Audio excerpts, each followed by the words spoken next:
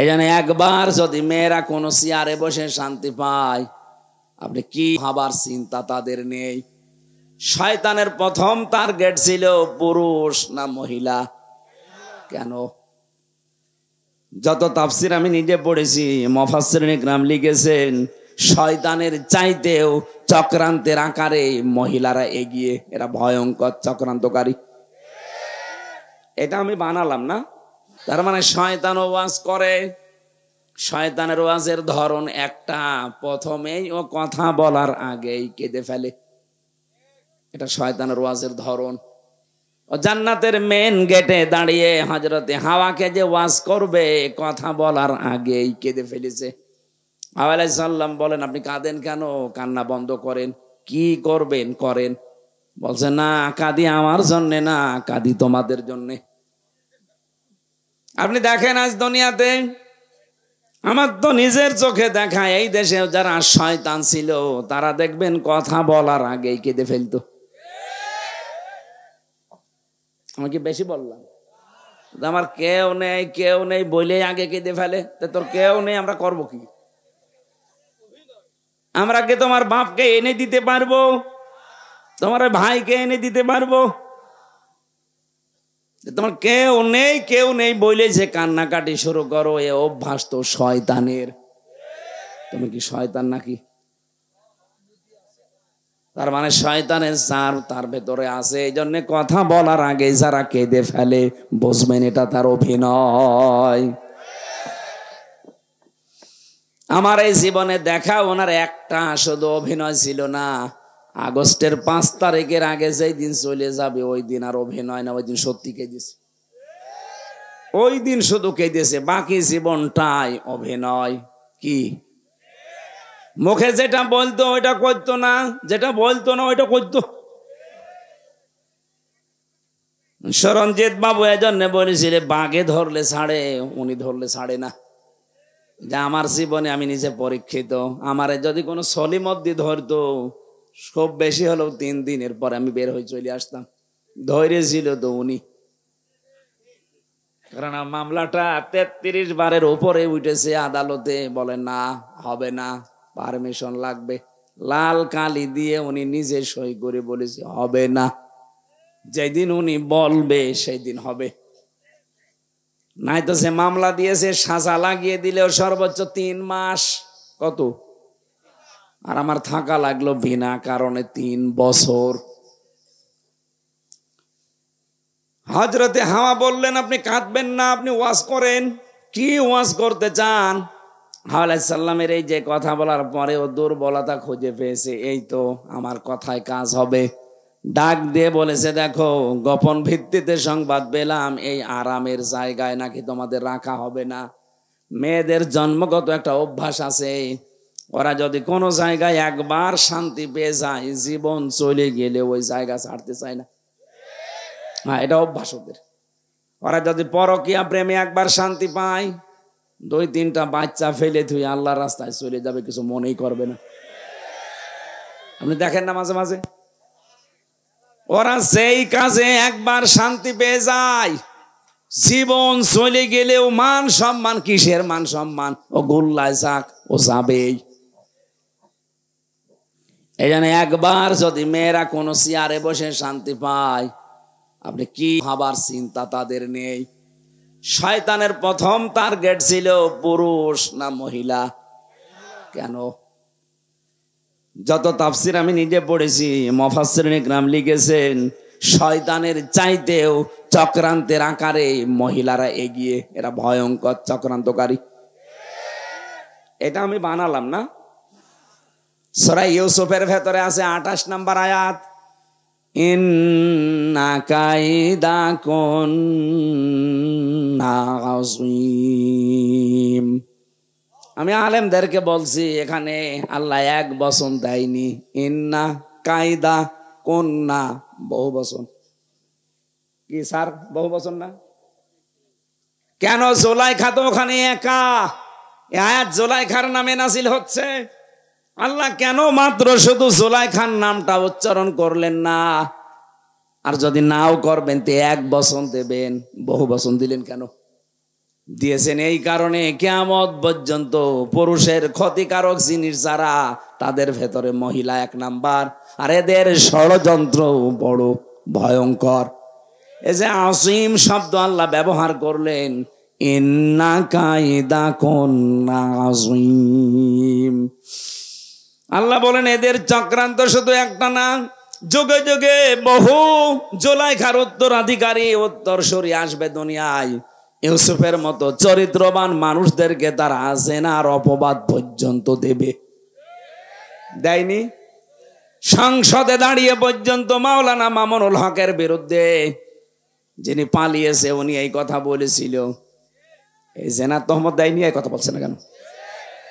এই লোকটার সাথে আমি 3 বছর ঘরে ছিলাম, ফাঁসির ওই কন্ডেম ছেলে।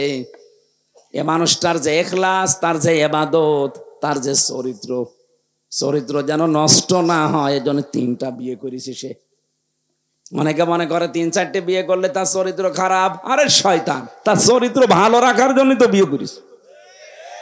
তোর চরিত্র খারাপ এই জন্যই তো তুই হোটেলে যাস। হ্যাঁ, কথা বলে না কেন? চরিত্র খারাপ এই জন্যই তো তুই রাত কাটাস বাইরে বাইরে। এই বগুড়াতে যত আবাসিক হোটেল আছে, আমি গ্যারান্টি দিচ্ছি, ঢাকার কথা বাদ, এটা বিভাগীয় শহরও না, আছে তো রংপুর, রাজশাহী, এটা একটা জেলা। এই জেলায় যত নাম করা হোটেল আছে, আপনি যান, দেখবেন অনেক জেনা ব্যভিচার অলরেডি চলছে। উনি ওখানে গেলে ওনার চরিত্র ভালো হয়। আর শাইখুল হাদিস, ইবনে শাইখুল হাদিস, এই লোকটা নিজের বউ নিয়ে বেড়াতে গেছে, ও বলে জেনা করতে গেছে। এই চক্রান্তটা মহিলাদের, কাদের? মেয়েদের চক্রান্তে যদি কেউ ফেসে যায় একবার, তার জীবন যৌবন শেষ। এই যে আমি তার প্রমাণ। আমার এমন ভাবে ফাঁসিয়ে দিয়েছে, জীবনে ওই জঙ্গি না আমি শুনি নাই। বগুড়াবাসী, আমি যেটা বোঝাতে চেয়েছিলাম, হযরতে আদম আলাইহিস সালাম যখন আসলেন, ডাক দিয়ে চিন্তা ভাবনা তার মনের ভেতরে, ব্রেনের ভেতরে ঢুকিয়ে দিয়েছে শয়তান। এই আরামের জায়গায় যদি থাকতে চাও, তাহলে ওই গন্ধম গাছের ফল খাও স্বামীকে করে। যখনই এসেছিল বারবার পেছনে ঘরে কি করে বল, না ফল খাওয়া লাগবে। আল্লাহর নিষেধ। কেন নিষেধ তুমি জানো না? আমাদের একজন হিতাকাঙ্ক্ষী আছে এখানে, সে কসম দিয়ে আমাকে বলে গেছে, এটা সূরা আরাফের ভেতরে আছে, অকসামাহুমা ইন্নী লাকুমা লামিনান নাসিহিন। সে কসম দিয়ে বলে গেছে, আল্লাহর নামে কসম, যে আমরা যদি ওখানে যেতে পারি আর ওই ফল খেতে পারি, হয় আমরা এখানে চিরস্থায়ী হয়ে যাব, আমাদেরকে আর কোনো শক্তি বের করে দিতে পারবে না। বলেন নাউজুবিল্লাহ। আদম আলাইহিস সালামকে সঙ্গে নিয়ে যেভাবে হোক ফল খেয়েছে। 2টা প্রতিক্রিয়া। 1 নম্বরে প্রথম তার পোশাক খুলে পড়ে গেছে, 2 নম্বরে তার টয়লেটের প্রয়োজন দেখা দিয়েছে। যখনই পোশাক গলে পড়ে গেছে, ওই যে শয়তান গেটে দাঁড়িয়েছিল, প্রশ্ন আসতে পারে জান্নাতের গেট কি উন্মুক্ত? হ্যাঁ, এটা আমি জেলখানায় গিয়ে তাই আয়াতের তাফসীর বুঝেছি। কোরআনে কারিমে যেখানে আল্লাহ জাহান্নামের কথা দিয়েছেন, হাত্তা ইযা জাউহা ফুতিহাত আবওয়াবুহা ওয়াকাল ইলা আখিরি আয়া। আল্লাহ পাক যখন বলেন যে জাহান্নামী মানুষদেরকে যখন জাহান্নামের গেটের সামনে নেওয়া হবে, এরপরে জাহান্নামের দরজা খুলে যাবে, ভেতরে প্রবেশ করিয়া আবার জাহান্নামের দরজা বন্ধ করে দেওয়া হবে। জাহান্নামে গেলেই দরজা বন্ধ, বের হতে চাইলে দরজা যেহেতু বন্ধ, বের হতে পারবে না। আর জান্নাতের কথা যত জায়গায় পেয়েছি, দরজা বন্ধ এ কথা আমি পাইনি। আমি দুনিয়ার জেলখানার সাথে মিলিয়ে দেখেছি, যত বড় বড় অপরাধী হোক, জেলখানায় কাছে নিয়ে গেলে দরজা বন্ধ, যাবে ভেতরে খুলে আবার বন্ধ, 24 ঘন্টা তালা লাগানো থাকে। জেলখানার মেন গেটে তা থাকে না? বগুড়া জেলখানায় যান, 24 ঘন্টা মেন গেট তালা মারা, 1-2 করে ওখানে সব সময় থাকে পাহারাদার। এটা জাহান্নামের বৈশিষ্ট্য, সব সময় বন্ধ থাকবে। আর জান্নাতের দরজা 24 ঘন্টা ওপেন থাকবে। আদম আলাইহিস সালাম আর হাওয়া আলাইহিস সালামের এই দুইটা প্রতিক্রিয়া যখন, শয়তান কিন্তু ওখান থেকে দেখার পরে তাকিয়েছে আর খিল খিল করে হাসতেছে। কারণ শয়তান যৌনতা দেখলে বেশি ভালো লাগে, ওর আনন্দ লাগে। বলেন নাউজুবিল্লাহ। আমি এ কথা বলার জন্য এ পর্যন্ত এসেছিলাম। আজ যারা নিজেদের যৌনাঙ্গগুলো উন্মুক্ত করে মানুষকে দেখাতে চান, এই মানুষগুলোর অন্তরের ভেতরে দুইটা জিনিস তৈরি হয়। যারা বৈধ জিনিস বাদ দিয়ে অবৈধ জিনিসের প্রতি চোখের নজর আর অন্তরের যে চোখ আছে, ফাইন্নাহা লা তা'মাল আবসার ওয়ালাকিন তা'মাল কুলুবুল্লাতী ফিস সুদূর। কলবের চোখ আছে, অন্তরের চক্ষু বলা হয় যেটা। চর্ম চোখ আর কলবের অন্তরের চোখ, এই দুইটা আমার আল্লাহ নষ্ট করে দেয় যারা বৈধ জিনিস বাদ দিয়ে বেশি বেশি অবৈধ জিনিস দেখে। আজ অনেক মানুষ আছে দেখবেন, নিজের স্ত্রী ভালো লাগে না, নিজের স্ত্রীর কাছে সময়ও দিতে চায় না, বাইরে উল্টা পাল্টা উলট পালট জিনিস দেখে, মোবাইল কম্পিউটার ল্যাপটপ টেলিভিশনে উলট পালট জিনিস দেখে ওর অন্তরের চক্ষু নষ্ট হয়ে গেছে, চর্ম চোখও খারাপ হয়ে গেছে। তখন আরে বৈধ জিনিস ভালো লাগে না। একটু গড়িয়ে দেন, এদিকে একটু হালকা দেন, দেন আর একটু দেন, থাক, একটু ঠান্ডা হয়ে যাক, আমার প্রেশার বেড়ে যাচ্ছে।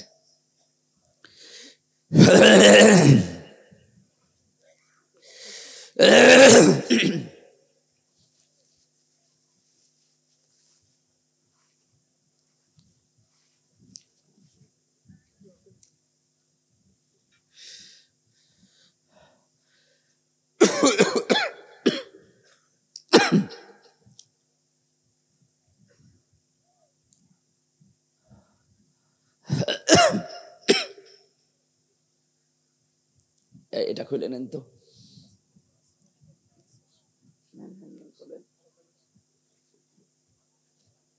এখানে রাখেন।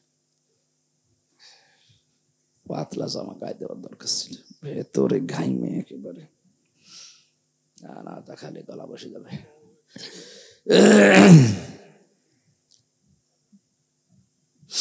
বগুড়া বাসে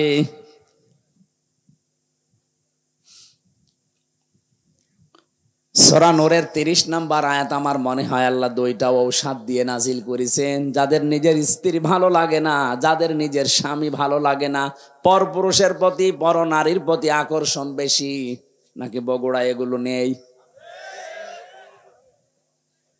এগুলো যাদের বেশি তাদের দুইটা ঔষধ বলছি, এখন থেকেই কাজে লাগাবেন। আমি নিজে সহ যত পুরুষ মানুষ আজকে এসেছি, আরে ভাই দুনিয়াটাই আমাদের সব না, আমাদের আর একটা জগৎ আছে। কথা বলে না কেন? হিন্দুদের মতো তো বিশ্বাস আমরা করি না যে আর একবার জন্ম নেব না, একবারই শেষ। সুতরাং এখান থেকে যে কোনো কায়দায় চোখ বন্ধ হয়ে গেলে এই যে জীবন বিশাল শুরু হয়ে যাচ্ছে, আর শেষ নেই। ওখানে যে যেন আমরা কেউ ধরা না পড়ি।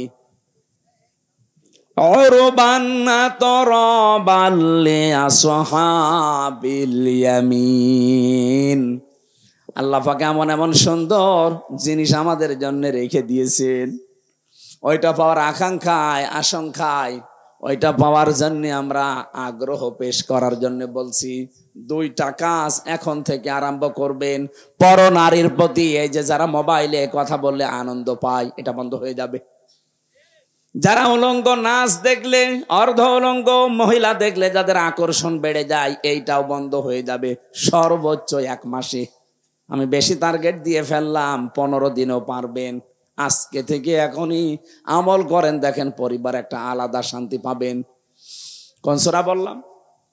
নূর। নূর বলেন বলেন। 30 নম্বর আয়াত, 18 নম্বর পারা, 12 নম্বর পৃষ্ঠা, 7 নম্বর লাইনে আছে, লিল মুমিনিনা ইয়াগুদ্দু মিন আবসারিহিম ওয়া ইয়াহফাযু ফুরুজাহুম যালিকা আযকা লাহুম ইন্নাল্লাহা খাবীরুম বিমা ইয়াসনাউন। বলেন আল্লাহু আকবার। আল্লাহ পাক বলেন, হে নবী, আপনি মমিন মহিলাদেরকে, মমিন পুরুষদেরকে কথা বলে দেন, তারা যেন তাদের চক্ষুকে নিম্নগামী করে পরনারী থেকে। 2 নম্বরে তাদের লজ্জা স্থান থেকে তারা যেন হেফাজত করে রাখে, সংরক্ষণ করে, এটাকে যেন বাঁচিয়ে রাখে। যালিকা আযকা লাহুম, এইটাই তাদের জন্য পবিত্রতার বড় মাধ্যম। কে বলছেন? বলেন বলেন। যাদের নিজের স্ত্রীর প্রতি আকর্ষণ লাগে না, ভালো লাগে না, অনেক পুরুষকে আমি কথা বলতে শুনি, বিয়ের 2-3 বছর 5 বছর পার হওয়ার পরে বলে, এক জিনিস আর কত কি করব। ওই মহিলাও যদি বলে আমি এক জিনিস আর কত কি করব, সংসার টিকবে? এই জন্যই তো পর্দার বিধান।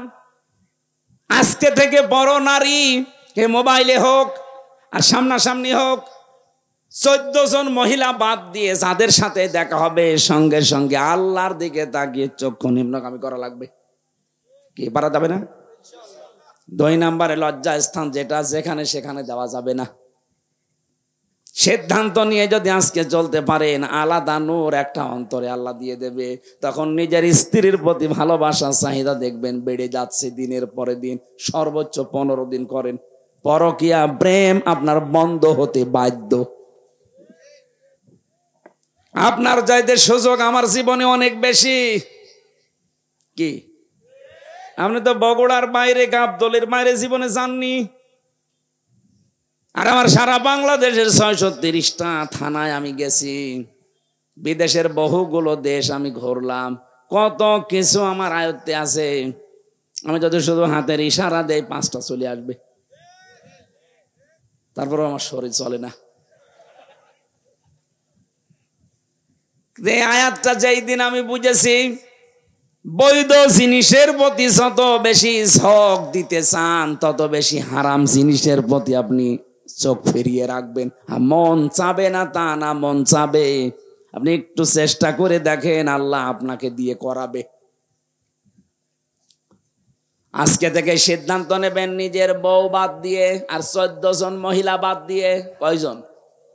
যাদেরকে বিয়ে করা জায়েজ নেই, ওদেরকে দেখা জায়েজ আছে, কিন্তু মুখমণ্ডল, হাতের কবজি আর পায়ের পাতা বাদ দিয়ে পুরা শরীর তাদেরও ঢেকে রাখা লাগবে। কোন যুবতী মেয়েকে নিয়ে বাবা এক ঘরে থাকতে পারবে না। কথা বলছে না কেন? হযরতে আবু বকরের মেয়ে হযরতে আয়েশা সিদ্দিকা, নবীজির স্ত্রী, 2 জন মা বাবার মেয়ে বসে বসে কথা বলছিল। নবীজি আসলেন কোথা থেকে, দেখলেন 2 বাবার মেয়ে কথা বলছে। 2 জন যখন আলাদা হয়ে গেল, ডাক দিয়ে বললেন, আয়েশা, তোমরা যখন 2 জনে পারিবারিক জিনিস নিয়ে কথা বলছিলে, হঠাৎ দেখলাম শয়তান তোমাদের 2 জনের মাঝখানে কুমন্ত্রণা দেওয়ার জন্য বসে আছে। আপনি চিন্তা করতে পারেন, জান্নাতের একজন সাহাবী হযরতে আবু বকর, তার মেয়ে নবীজির স্ত্রী, আল্লাহ যার চরিত্রের গ্যারান্টি দিয়ে কোরআনে কারিমে সূরা নূরের ভেতরে আয়াত নাজিল করেছেন, তাও 1টা 2টা না। এইরকম মানের একজন মহিলা তার বাবার কাছে বসে আছে। বাবা আমাদের মতো বাবা না, জান্নাতি বাবা। জান্নাতের প্রতিটি দরজা আবু বকরকে ডাকবে। এইরকম মানুষ, তার সাথে মেয়ে বসে গল্প করলে যদি শয়তান আসে মাঝখানে ধোঁকা দেওয়ার জন্যে। আমরা শালি দোলা ভাই এক জায়গায় সাংসারিক কথা বলি, কোনো শয়তান নেই। অবশ্য ঠিক, ও তো নিজেই শয়তান, শয়তান আর আশা লাগবে?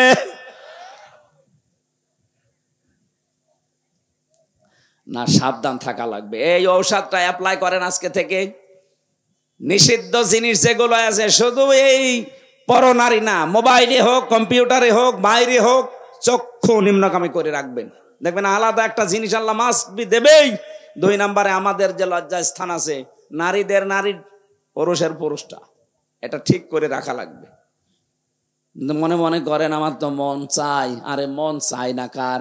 মানুষকে এই মন দিয়ে আল্লাহ বানিয়েছেন। এই মনটা কন্ট্রোল করতে যে পারে সেই পরীক্ষায় পাশ করে। আর আপনিও যদি ডোনাল্ড ট্রাম্পের মতো বাবা শাহজালাল সব হালাল, তাহলে আপনাকে জান্নাতে দেবে আল্লাহ কোন কারণে? কথা বলে না কেন? একজন খ্রিস্টান গোমেজ, মিস্টার গোমেজের জীবনী পড়ছিলাম, উনি আফসোস করে লিখেছে, হ্যাঁ মুসলমানেরা তোমাদের কোরআন কি দুনিয়ায় একটা? মুসলমানেরা জবাব দিচ্ছে, কি বলেন আপনি? তাম দুনিয়ায় 257টা রাষ্ট্র আছে, যেখানেই মুসলমান আছে সেখানে কোরআন আছে। কথা বলে না কেন? সবার কোরআন এক। মিস্টার গোমেজ একটা খ্রিস্টান, উনি বলছে দেখেন আমি উপন্যাস পড়ার নাম করে কোরআনে কারিমের একটা তাফসীর পড়েছি, পড়াটা আমি শেষ করেছি। আমি এমনিতে ডক্টরেট করা মানুষ, অনার্স মাস্টার্স করে, পিএইচডি করে, এমফিল করে, পিএইচডি করে একজন ডক্টর মানুষ আমি। এটা আমি উপন্যাস মনে করে পড়া কোরআনের তাফসীর ইংরেজিতে পড়েছি। পড়ার পরে আমার মনে হয় বিশ্বে যে মুসলমান আমি দেখি এর সাথে এ কোরআনের কোনো মিল নেই। আপনি মুসলমান দাবি করে আপনিও সুদের সাথে জড়িত, হিন্দু খ্রিস্টান বৌদ্ধ ও কোরআন মানে না, সেও সুদের সাথে জড়িত। পার্থক্যটা কই? প্র্যাকটিক্যাল লাইফে যদি কিছু বাস্তবতা পার্থক্য করে দেখাতে না পারেন, ওরে আপনাকে জাহান্নামী মনে হয়, আর আপনি সুদ খেয়েও নিজেকে জান্নাতি মনে হয়। আল্লাহ কি এরকম অবিচারক নাকি? প্রশ্ন আসতে পারে, আমি লা ইলাহা ইল্লাল্লাহ পড়েছি। আরে বেটা, লা ইলাহা ইল্লাল্লাহ নাকি হিন্দুর মুখস্থ আছে? কি কথা বলে না কেন? আমার দাদা মারা গেছে জেলখানায় থাকতেন, উনি জীবিত অবস্থায় 18-19 সালে গল্পটা আমারে বলতেন যে স্বাধীনতার সময় একটা লোক, হিন্দু মানুষ, পাকিস্তানের ওই বাহিনী তাকে ধরার পরে বলছে তুই মুসলমান না অন্য জাতি? আমি মুসলমান। মুসলমান, তাহলে কালেমা বল। বলছে লা ইলাহা ইল্লা আনতা সুবহানাকা ইন্নী কুনতু মিনাজ জালিমিন। দিয়েছে 2 চড়। ওই বেটা, এ কি কালেমা না মুসিবতের দোয়া? বলছে ভাই কালেমা না মুসিবতের দোয়া জানি না, তবে আমিও মুসিবতে আছি। আমি কি কম মুসিবতে আছি? আমি এ ধর্মের লোক না, বাঁচার জন্য আমি কালেমা মনে করে পড়লাম। আমি অনেককে বলতে শুনি বিপদে পড়লে তারা এটা পড়ে, আমি মনে করছি এটা মনে হয় বিপদের দোয়া। কালেমা না দোয়া আমি জানি না, আমি বেঁচে গেলেই হবে। যারা এই ধারণা করে আছেন যে কালেমা যখন পড়েছি জান্নাত একদিন যাবই না, আমি প্রিন্সিপাল সাহেবকে বলছি, হযরতে আবু হুরায়রা কিন্তু এই হাদিসটা শোনার পরেই বলছিলেন, মান ক্বালা লা ইলাহা ইল্লাল্লাহ ফাদাখালাল জান্নাহ, যে ব্যক্তি লা ইলাহা ইল্লাল্লাহ পড়ে সে জান্নাতে চলে যায় না। হযরতে ওমর বলেছিলেন, হে নবী আপনি এ কথা বললেন? বলে হ্যাঁ। কিভাবে বললেন? মাঝখানে আপনি ফা শব্দ দিলেন কেন? বিশ্ব নবী বলেন, ওমর এ ফায়ের ব্যাখ্যা আছে, আইয়ুহাযির মা হারামাল্লাহ। কোন মানুষ যদি কালেমা পড়ে আর হালালকে হালাল জেনে আঁকড়িয়ে ধরে, হারামকে হারাম জানার পরে ছেড়ে দেয়, শুধু ওই লোকটাই কালেমা পড়ে জান্নাতে যাবে। বগুড়ার মুসলমানেরা, আমি যে কথার পরিচয় দিতে পর্যন্ত এসেছি, আর একটু ঘুরিয়ে দেন, আবার সমস্যা হচ্ছে, আবার 5 মিনিট পরে দিয়ে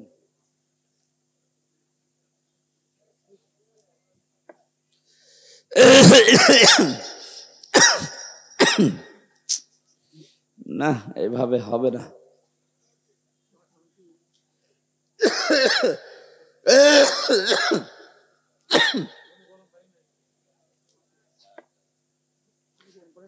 আরে ভাই, ভেতরে নষ্ট হয়ে গেছে। কিসের গরম পানি, কিসের চা? এত করে বলে যে মাহফিল বন্ধ করেন, বন্ধ করেন, ডাক্তাররা পর্যন্ত হাত পা চেপে ধরছে না। কি করি বলেন তো? শেষ করে দিলাম। আল্লাহুম্মা আমিন।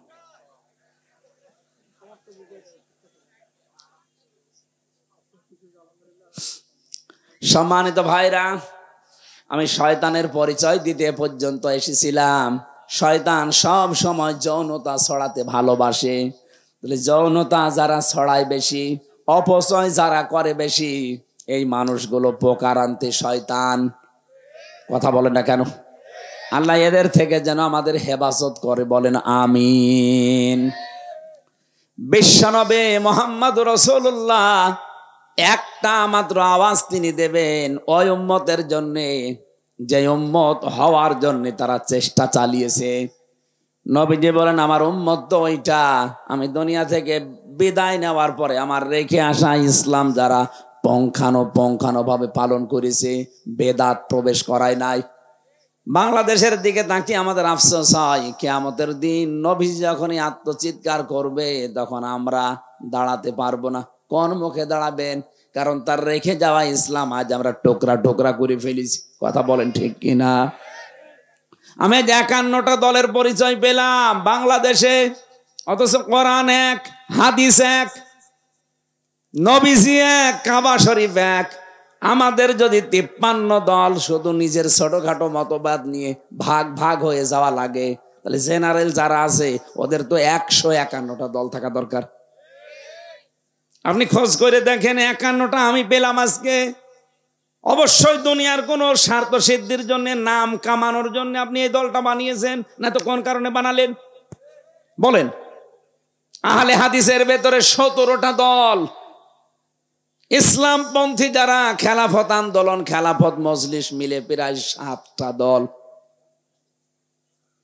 সুন্নিয়াতের দাবি যারা করে, যারা বলে আমরা আশিকে রাসূল, এদের 27টা দল।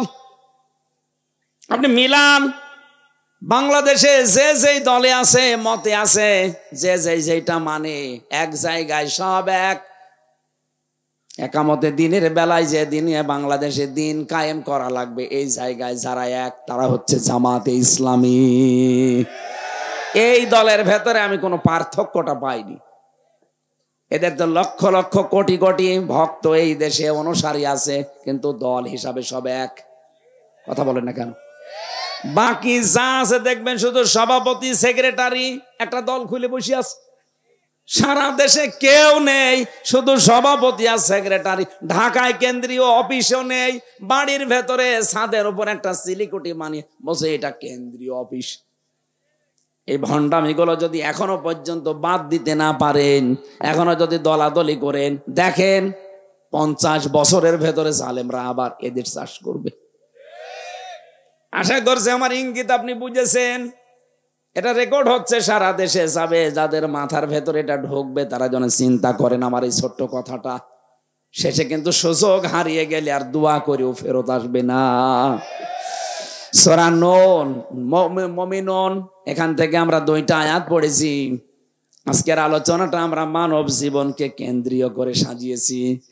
আল্লাহ পাক আমাদের একটা দুর্বল জায়গায় আঘাত দিয়ে স্মরণ করাচ্ছেন, ওয়ালাকাদ খলাকনাল ইনসানা মিন সুলালাতিম মিন তিন। অবশ্যই আমি আল্লাহ মানুষকে মাটির নির্যাস দিয়ে বানিয়েছি। আল্লাহ আমাদেরকে মাটি দিয়ে বানিয়েছে, মাটির নির্যাস দিয়ে বানিয়েছে। এ কথা বললেন কেন? আমরা অনেকেই আল্লাহকে ভুলে গেছি। এই দুর্বল জায়গাটায় আল্লাহ আঘাত দিয়ে আমরা যেন ফিরে আসি, প্রথম নম্বর কারণ এইটা। বাস্তবতা দেখি আমরা তো ফিরে আসি না, আমাদের বিদ্যা আরো বেড়ে যায়। আল্লাহ রাব্বুল আলামিন বলেন, হাল আতা'আলাল ইনসানি হিনুম মিনাদ দাহারি লাম ইয়াকুন শাইআম মাযকুরা। ও মানুষ, তোমার জীবনে কি এমন সময় অতিবাহিত হয়নি যে সময় তুমি উল্লেখ করার মতো কিছু ছিলে না? তাফসীরে ফি জিলালিল কোরআন থেকে কয়েকটা তথ্য পেয়েছি, একটু মিলাবেন। মানুষের এই জায়গায় আল্লাহ কেন আঘাত দিলেন? আমরা যে মাটির তৈরি, তার 3টা কারণ। 1 নম্বরে আমাদের যিনি আদি পিতা হযরতে আদম এবং হাওয়া, এই 2 জনেই কিসের তৈরি? মাটির। বলেন। সন্তান যদি মাটির হয়, বাবা যদি মাটির হয়, সন্তানও মাটির হবে। বাবা যদি আগুনের হয়, সন্তানও আগুনের হবে। কথা বলেন ঠিক কিনা? 2 নম্বরে সব খাদ্য দুনিয়ায় মাটি থেকে উৎপন্ন হয়। এই জন্য এখান থেকে শিক্ষা যে আমরা মাটির তৈরি। পৃথিবীর এমন কোনো খাবার নেই যার মূল মাটি না, মাটি থেকে সব। 3 নম্বরে মাটি থেকে খাবারের পরে খাবার তৈরি হয়, তৈরি হওয়ার পরে এটা দিয়ে বীর্য তৈরি হয়। বীর্য বাবার স্ফলিঙ্গ দিয়ে মায়ের রেহেমের ভেতরে প্রবেশ করে। মূল জিনিস কিন্তু মাটি। মূল কি? বিজ্ঞান প্রমাণ করছে এই মাটি দিয়ে মানুষকে আল্লাহ বানিয়েছে। এই মাটির ভেতরে কমপক্ষে 10টা উপাদান পাওয়া যাচ্ছে। মানুষের এই পুরা বডি আল্লাহ পাক বানিয়ে দেখা গেছে 13টা জিনিস পাওয়া যায় মানুষের ভেতরে। এক মাটির ভেতরে আছে 10টা। কয়টা? আমি মাটির ভেতর থেকে মৃত্তিকা গবেষণাগার আছে গাজীপুরে, এই তথ্যটা ওখান থেকে পেয়েছি। 10টা জিনিস তারা মাটি থেকে বের করেছে। মাটির ভেতরে অক্সিজেন আছে, সেলেনিয়াম আছে, আয়রন আছে, ক্যালসিয়াম আছে, পটাশিয়াম আছে, সোডিয়াম আছে, ম্যাগনেসিয়াম আছে, নাইট্রোজেন আছে, হাইড্রোজেন আছে। কয়টা? বলেন বলেন। এই 10টা জিনিস শুধু মাটির ভেতরে। আল্লাহ রাব্বুল আলামিন বলেন, ইয়াখরুজু মিন বাইনিস সুলবি ওয়াত তারাইব। বাবার স্ফলিঙ্গ দিয়ে যেটা বের হয়ে মায়ের রেহেমে জমা হয়েছে, এখানে সলবন 1 বচন, তারাইব বহু বচন। সলবন আল্লাহ 1 বচন দিলেন কেন? তারাইব বহু বচন দিলেন কেন? সলবন বলা হয় বাবার লজ্জাস্থানকে, তারাইব বলা হয় মায়ের লজ্জাস্থানকে। মায়ের বেলায় আল্লাহ বহু বচন, বাবার বেলায় 1 বচন। কেন? সন্তান তৈরি করতে গিয়ে শুধু মা লাগে, বাবা লাগে না। কথা বলে না কেন? বিজ্ঞান প্রমাণ করেছে। তারা এবার সলবন নিয়ে, এটা আপনি ডক্টর জাকির নায়েকের লেখা 12 খণ্ড লেকচার আছে, ওর ভেতরে পাবেন। এই আয়াতের তাফসিরে এত সুন্দর করে তিনি সাজিয়েছেন। আমি বহু তাফসিরের আগে পড়েছি, কিন্তু এই তথ্যটা পাইনি। তিনি ওখানে লিখেছেন, তিনি যেহেতু একটা ডাক্তার না, উনি যেহেতু ডাক্তার, গবেষণা করে লিখেছে, বাবা এই পৃথিবীতে সন্তানের জন্য যে পরিমাণ কষ্ট সহ্য করে জন্ম দিতে গিয়ে, মা কমপক্ষে বাবার চাইতে 3 গুণ কষ্ট বেশি সহ্য করে। আমরা জানি 1-এর পরে হয় 2, 2-এর পরে যা হবে সব 1 বচন, 2 বচন না বহু বচন? বলেন বলেন। এই জন্য আল্লাহ তারাইব বহু বচন দিয়েছেন। বাবার বেলায় 1 বচন দিলেন এই কারণে, বাবা তো শুধু বিছানায় থাকা শেষ, বাকি মা পেটে বহন করার জন্য 10 মাস 10 দিন কষ্ট সহ্য করেছে। শুধু এতটুকুই না, কমপক্ষে ডেলিভারির যে কষ্টটা বিজ্ঞান এখন জানিয়েছে, এই পুরুষ মানুষ আমরা যারা দুনিয়ায় যত শক্তিশালী পুরুষ হোক, 45 ইউনিট কষ্ট সহ্য করতে পারে। কত?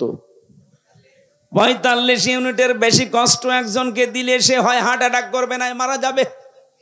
কিন্তু একটা মা দুনিয়ার সন্তানের মুখ দেখাতে গিয়ে বিজ্ঞান এখন দেখতে পায় কষ্টটা মাপার জন্য একটা যন্ত্র আছে। মায়ের কষ্ট কমপক্ষে হয় 57 ইউনিট। 45 ডিগ্রি দিলে যেখানে আমরা মারা যাব, সেখানে মা আমার মুখ দেখতে 57 ইউনিট কষ্ট সহ্য করে কয়েক বালতি রক্ত শরীর থেকে ঝরিয়ে মা আমার কাঁটা ছটফট মুরগির মতো করে, তারপরও আমরা মুখ দেখতে চাই। নবীজি জানিয়েছেন, এত কষ্ট দুঃখের পরে বাচ্চাটা যখনই মায়ের সামনে তুলে ধরা হয়, বাচ্চার মুখ একবার দেখার সঙ্গে সঙ্গে পেছনে যত কষ্ট ছিল সব আল্লাহ ভুলিয়ে দেয়। এই কষ্ট যদি মায়ের মনে রাখার মতো হতো, জীবনে কোনো মানুষ একটা সন্তান নেওয়ার পরে আর কোনোদিন স্বামীর সাথে মেলামেশা করতো না। ও বলতো না, দুনিয়ায় যে কষ্ট পেয়েছি আমি কোনোদিন আর তোমার কাছে যাব না। ওই সন্তানের মুখটা দেখার সঙ্গে সঙ্গে পেছনের যত কষ্ট ছিল আল্লাহ সব ভুলিয়ে দিয়েছে। এতটুকু শেষ করেননি, 2 বছর পর্যন্ত আপনাকে দুধ খাওয়িয়েছে। কয় বছর? আরো জোরে বলেন।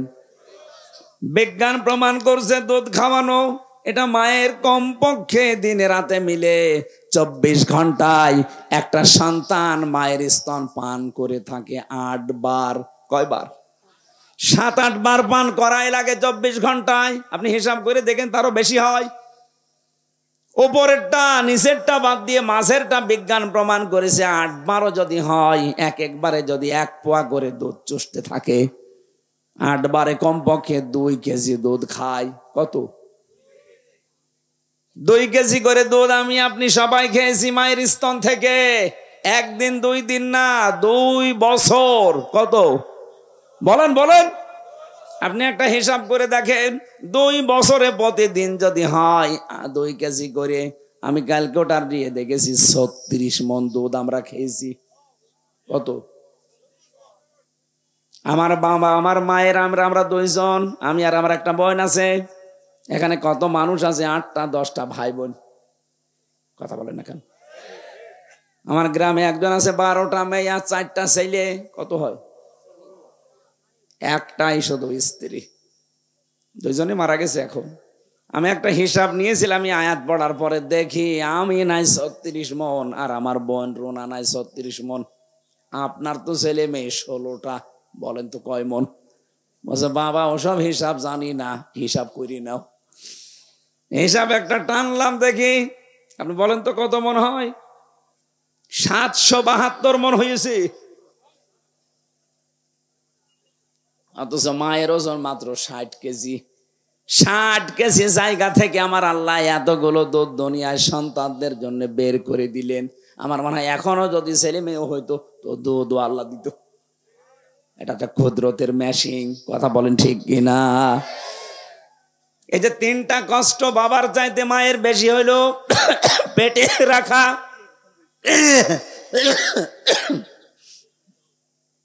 শুধু পেটে রাখা না, ডেলিভারির কষ্ট সহ্য করা, আর দুনিয়ার মুখ দেখানোর পরে 2 বছর দুধ খাওয়ানো। নবীজি জানিয়েছেন পৃথিবীর মানুষেরা, তোমাদের কাছে বাবার তুলনায় মায়ের গুণ আমি 3 গুণ বৃদ্ধি করে দিয়েছি এই তারাইবের জন্য। জোরে বলেন সুবহানাল্লাহ। মানুষ যখন এই বীর্যটা মায়ের রেহেমের ভেতরে যেতে থাকে, বিজ্ঞান এখন দেখতে পাচ্ছে কমপক্ষে 1 ফোঁটা বীর্য দিয়ে 40,000 আদম বানানো যায়। কত হাজার? বলেন বলেন। এই 40,000ই একবারে মায়ের পেট থেকে আসতে পারতো, কিন্তু মায়ের পেটে জায়গা নেই। বাবার এই স্ফলিঙ্গ দিয়ে যখন বের হয়ে যায়, এখান থেকে মায়ের ওই জরায়ু পর্যন্ত যে নাপাক পানির থলিটা আছে, রেহেম বলা হয়, এখানে যেতে যেতে দেওয়ালের সাথে ধাক্কা লাগে, কেউ পড়ে যায়, কেউ মরে যায়। আমার তো জীবনের প্রতিযোগিতা শুরু হয়েছে সেই জন্ম থেকে, অথচ আজ আমরা প্রতিযোগিতায় হেরে যাই। কত স্ট্রাগল করে, কত কষ্ট স্বীকার করে, প্রতিযোগিতা করে ওই জায়গায় গেছি আমি। তারপরে হামজা আমি দুনিয়ায় আসলাম। আমার কত ভাই বোন ছিল, তারা পড়ে মরে গেছে। কথা বলে না কেন? তাহলে আমাকে সিদ্ধান্ত নেওয়া লাগবে আমার মঞ্জিলে মকসুদ পর্যন্ত। আসল যেটা আমার জায়গা, এখানে নাই দুনিয়া আসার জন্য মায়ের রেহেম, আর আমার জান্নাতে যাওয়ার জন্য আমার জীবনের শেষ দিন এ পর্যন্ত আমাকে লড়াই করে যেতেই হবে। ওয়াবুদ রাব্বাকা হাত্তা ইয়াতিয়াকাল ইয়াকিন। হামজা, ইবাদত বন্দেগি করো ওই পর্যন্ত যতদিন পর্যন্ত তোমার মরণ না আসে। তার মানে আমার মরণ আসা পর্যন্ত আমার এই সব সময় স্ট্রাগল করে দেওয়া লাগবে, কষ্ট স্বীকার করা লাগবে, প্রতিযোগিতা করা লাগবে। লাকাদ খালাকনাল ইনসানা ফি কাবাদ। আমি মানুষকে বানিয়েছি এই কষ্টের পরে কষ্ট সহ্য করে। এ মানুষ যখন কষ্ট সহ্য করবে, 40 দিন পরে পরে আমার আল্লাহ এটা পাল্টাতে থাকবেন। আল্লাহ রাব্বুল আলামিন বলেন, সুম্মা খালাকনান নুতফাতা আলাকাতান ফাখালাকনাল আলাকাতা মুদগাতান ফাখালাকনাল মুদগাতা ইযামা ফাকাসাউনাল ইযামা লাহমা ثم أنشأناه خلقا آخر فتبارك الله أحسن الخالقين। বলেন আল্লাহু আকবার। একটু নিজের জীবনের দিকে তাকান। আপনি সেজদা দিতে বাধ্য হবেন আল্লাহকে। বড় বড় নাস্তিক হোক, মানি না তোর আল্লাহকে, এই কথাও যারা বলে তারা আয়াত পড়ার পরে নত হতে বাধ্য, যদি বুঝে থাকে। আল্লাহ পাক বলেন একটা ইন্টেনসিভ কেয়ার ইউনিট, যেখানে দুনিয়ার কোনো সার্ম যেতে পারে না, এই জায়গায় 40 দিন ধরে রাখলাম। এরপরে আমি নোতফা থেকে ধরে আমি আলাক বানালাম। এরপরে আলাক থেকে তোকে আমি মদগা বানালাম, এরপরে মদগা থেকে চামড়া দিয়ে গোশত দিয়ে এটা আমি ঢেকে দিলাম। শুধু ঢেকে দিয়ে শেষ করিনি, এই গোশতগুলো যেন পছন্দ না ধরে এমন একটা কাবার দিয়েছি, এই কাবার যাকে দিয়েছি ওইটাই ফাইনাল। এটা আমার যে চামড়া আছে, আমার শরীরের কোনো চামড়া যদি কেটে এখানে লেগে দেন এটা ভালো হয়ে যাবে, যদি পুড়িয়ে যায়, কেটে যায়, ছিঁড়ে যায়। আমার আর চামড়া প্রিন্সিপালের এক না, দেখতে এক হলেও আমার শরীরের ভেতরে ৯,৭৬৮ প্রকার চামড়া আল্লাহ দিয়ে রেখেছেন। কিন্তু এক একটা জায়গার চামড়া এক এক রকম। এই হাতের তালুতে যে চামড়া আছে এইটা যদি উপরে দিত, জীবনেও কোনো কিছু ধরে আপনি আটকিয়ে রাখতে পারতেন না। কথা বলেন ঠিক কিনা? দুইটা জায়গার চামড়া আল্লাহ পুরা আলাদা করে দিয়েছেন, লজ্জা স্থানের আর জহ্বার। এত এত চামড়া দিলেন শরীরের ভেতরে গোশতগুলো সংরক্ষণ করার জন্য। আল্লাহ পাক বলেন মানুষের ভেতরে আমি হাড্ডি দিয়েছি ৩৬০টা জোড়া দিয়েছি।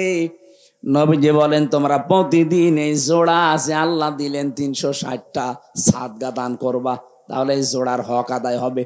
সাহাবেরা বলে হুজুর আমরা গরিব মানুষ, টাকা পয়সা। বিশ্ব নবী বলেন দুইটা কাজ করতে পারলে এই হাড়ের সাদগা আদায় হয়ে যাবে জয়েন্টের।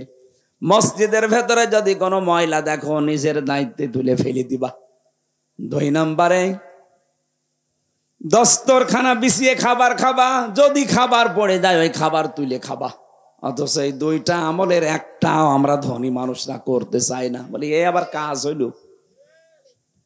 মসজিদের ময়লা পরিষ্কার করার জন্য ইমাম আছে, খাদেম আছে, মসজিদ আছে, ওরা আমি লাট সাহেব, আরে ভাই আপনার এই হাড়ের এই যে ৩৬০টা জোড়া দেওয়া আছে, জোড়ার সাদগা দেবে আপনার কোন বাবা?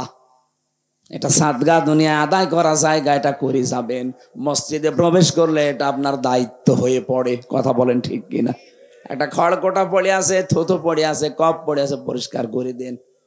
দস্তরখানা বিছিয়ে খাবার খাওয়ার অভ্যাস করেন।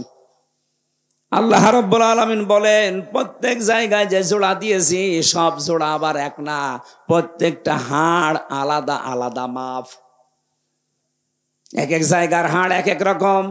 হাড়ের ভেতরে আবার গিরো দিয়েছি, যদি হাড় সোজাসুজি করে দিতাম জীবনও কিছু ধরতে পারতে না।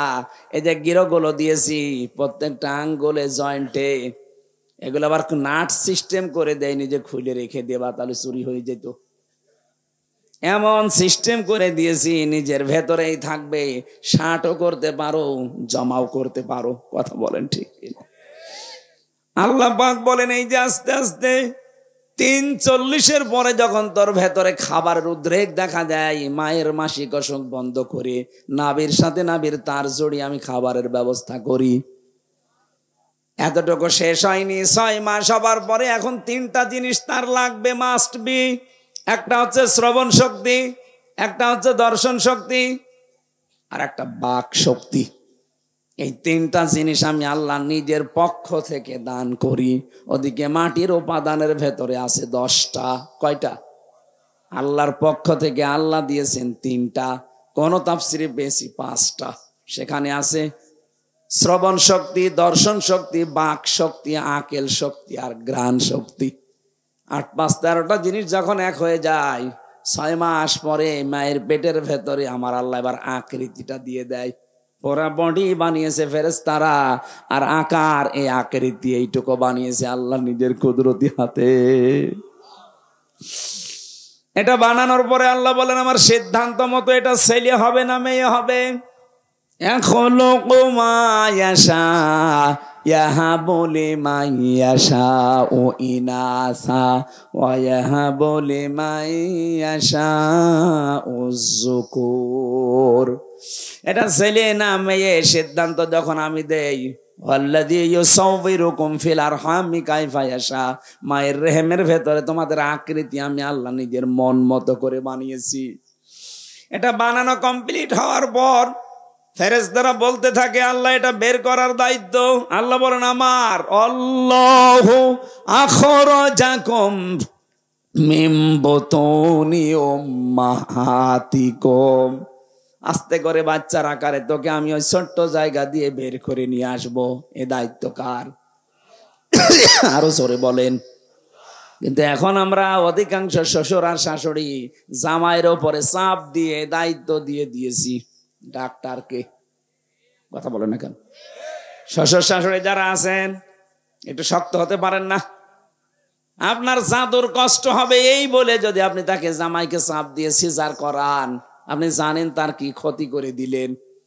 প্রথমে যে সিজার করেছে, নরমালে বাচ্চা হওয়ার চেষ্টা না করে আন্দাজে যারা সিজার করে, সিজার তো ওই সময় হবে যখন পেন উঠবে, নরমালে হচ্ছে না, ডাক্তারদের বোর্ড বসবে, বোর্ডে সিদ্ধান্ত হবে, এরপরে সিজার।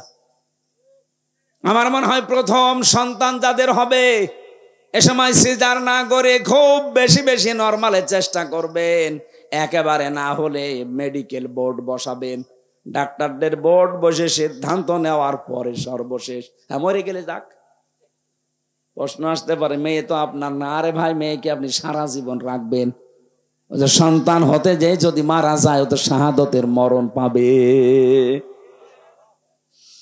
শহীদ হয়ে উঠবে কিয়ামতে এই সন্তানটার কারণে। আর আপনি যা করে দিলেন সারা জীবনের জন্য আপনার জামাইয়ের কাছে ও সংসারের অযোগ্য হয়ে যাচ্ছে। আমি গোপন কথা বললাম না। যত মানুষ যেখানে বসে আছে স্টেজের দিকে তাকান, এদের একটার মাকেও তো সিজার করা লাগে নাই। এরা কি আসে নাই দুনিয়ায় নাকি আকাশ থেকে পড়িস? এরাও তো মানুষ, আমরাও তো মানুষ। আমরা যদি আসতে পারি মায়ের পেট থেকে, তো ওরা পারবে না কোন কারণে? অধিকাংশ গুলো পারে না। আমি যা দেখি শ্বশুর শাশুড়ির কারণে। ওরা বলে না, আমার জাদুর কষ্ট হবে। তো জাদুর কষ্ট হবে, ওই কাজ করে দিলে সারা জীবন যে সংসারের অযোগ্য হয়ে পড়বে, তখন জামাইয়ের কথা শুনতে শুনতে বাকিটা আর বললাম না। এ কথা বলেন না কেন? আর একটা বিয়ে করতে যাবে, হ্যাঁ আমার মেয়ে রেখে আর একটা বিয়ে করবে মানে? তার মেয়ে তো নষ্ট করে ফেলেছিস। আল্লাহ রাব্বুল আলামিন বলেন, একটা আলাদা আকৃতি তোমাকে দেওয়ার পর এই দুনিয়াতে আমি নিয়ে আসলাম। কত উত্তম সৃষ্টিকারী আমি আল্লাহ, তুমি লক্ষ্য করেছো? কেন এই বিশাল জায়গা দিয়ে দুনিয়ার ময়দানে বিশালত্ব একটা বিশাল পৃথিবীতে তোমারে রাখলাম কেন জানো? আমি চাই দুনিয়ায় কিছুদিন ঘোরাফেরা করার মাধ্যমে একটা পরীক্ষা দিয়ে আসো। আল্লাযী খালাকাল মাউতা ওয়াল হায়াতা লিয়াবলুয়াকুম আইয়ুকুম আহসানু আমালা। আমি চাই তোমরা একটা পরীক্ষা দিয়ে আমার কাছে আসো, ভালো কাজ কে করতে পারো। সুম্মা ইন্নাকুম বাদা যালিকা লামাইতুন, এরপরে আমি তোমাদেরকে মওত দেব। কি দেব?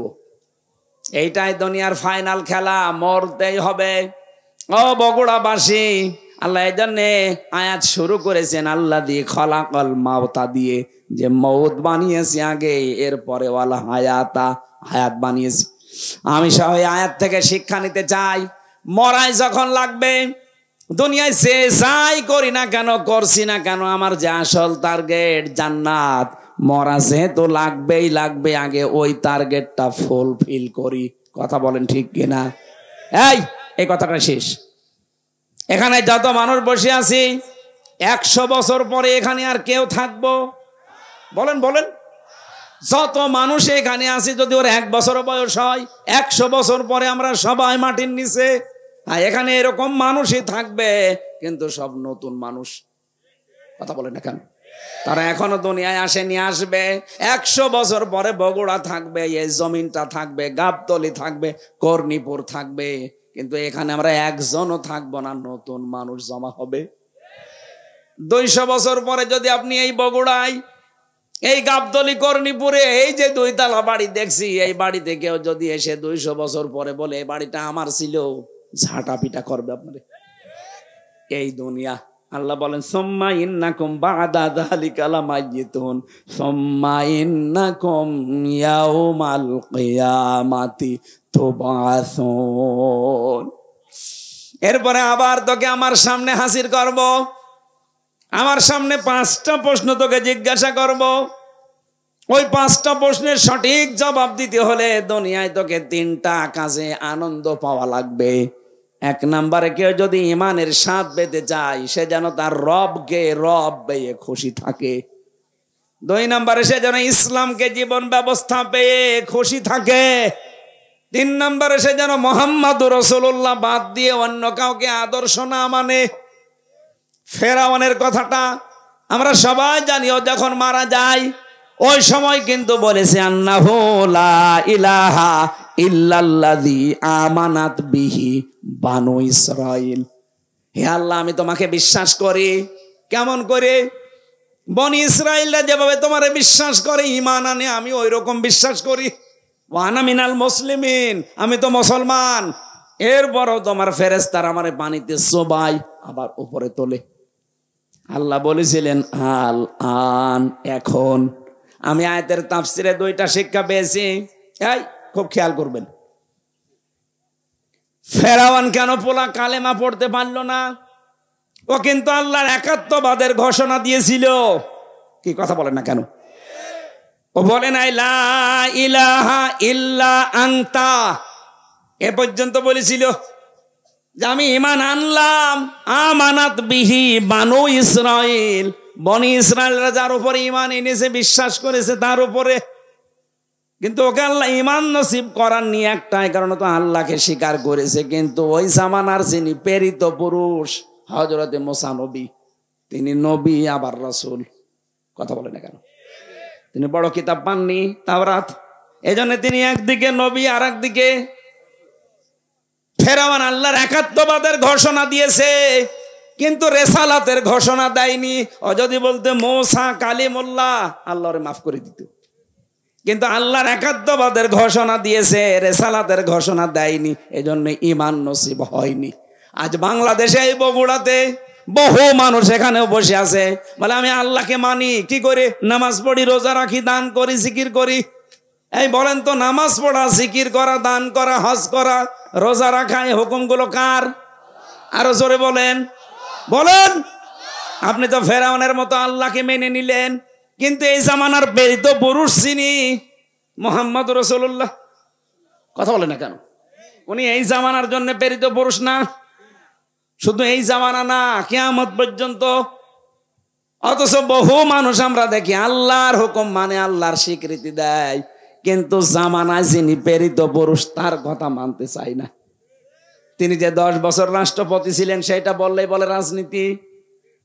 আমার মনে হয় যারা ফেরাউনের মতো আচরণ করছেন, আল্লাহর হুকুম মানেন কিন্তু প্রেরিত পুরুষ রাসূলুল্লাহ তার রেসালাত আপনি মানেন না, বিশ্বাসও করেন না, আপনার মরণ হবে ফেরাউনের মতো। আমার মনে হয় যার বোঝা সে বুঝেছে। এরপরেও যদি কেউ না বোঝার ভান করে থাকেন, আমার আর কিছু করার নেই। আল্লাহ আমাদেরকে বোঝার তৌফিক দিন। মানব সৃষ্টির রহস্য এ সম্পর্কে আজকের আলোচনাটা আমি বই আকারে পেশ করছি। আমার গাড়িতে এই বই আছে, পুরাটা সাজানো আছে, ওটা নিয়ে লিখে শিক্ষিত মানুষরা নিয়ে যাবেন। ফ্যান সরিয়ে দেন, আল্লাহুম্মা আমিন। লা ইলাহা ইল্লা আনতা সুবহানাকা ইন্নী কুনতু মিনাজ জালিমিন। রব্বুল আলামিন, গভীর রজনীতে তোমার শাহী দরবারে হাত তুলেছি, যতটুকুই শুনেছি আমাদের জীবন সম্পর্কে, আল্লাহ তোমাকে সেজদায় অবনত হওয়ার তৌফিক দাও। আজকের আলোচনার সওয়াবগুলো নবীজির রওজায় পৌঁছিয়ে দাও।